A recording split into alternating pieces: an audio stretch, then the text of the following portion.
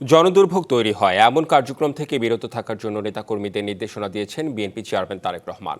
প্রধানমন্ত্রী হিসেবে দায়িত্ব গ্রহণের পর প্রথমবারের মতো নয়াপল্টন কেন্দ্রীয় কার্যালয়ে অফিস করেন, বৈঠক করেন মন্ত্রী, সংসদ সদস্য ও দলীয় নেতাদের সাথে, দেন নানা দিক নির্দেশনা।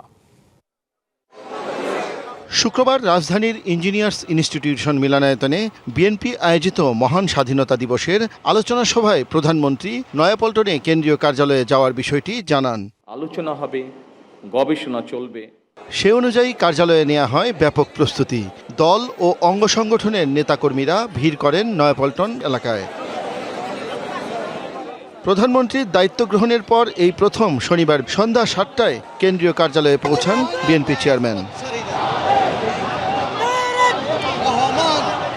এ সময় দলীয় নেতাকর্মীরা তাকে অভ্যর্থনা জানান, তিনিও তাদের শুভেচ্ছা জানান। কার্যালয়ে উপদেষ্টা মণ্ডলী এবং স্থায়ী কমিটির সদস্য ও কেন্দ্রীয় নেতাদের সাথে বৈঠক করেন, দেন নানা দিক নির্দেশনাও। নগদ নিয়ে এলো হার না মানা হার অফার।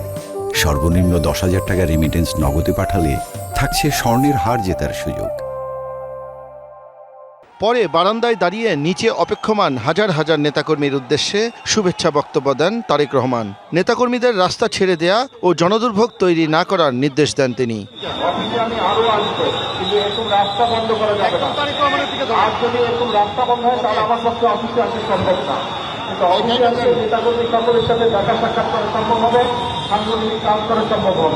যদি আমাকে পল্টন অফিসে দেখতে চান সবাই আপনারা, তাহলে রাস্তার পরিবেশ স্বাভাবিক রাখতে হবে। পরে রাত ১০টার দিকে বাসার উদ্দেশ্যে রওনা দেন প্রধানমন্ত্রী। এ সময় হাজার হাজার নেতাকর্মী রাস্তার দুই পাশে হাত নেড়ে শুভেচ্ছা জানান বিএনপি চেয়ারম্যানকে।